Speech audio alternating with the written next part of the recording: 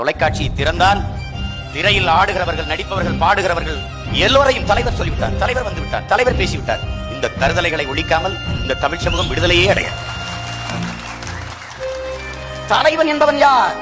தண்ணீரில் தன்னை கரைத்து சுவையை கூட்டும் உப்பை போல தலைவன். தலைவன் என்பவன் உப்பை போல தன்னையே எரித்துக் கொண்டு உலகத்திற்கு ஒளிச்சுடரை கொடுக்கிற மெழுகுவர்த்தியாக ஒரு தலைவன்.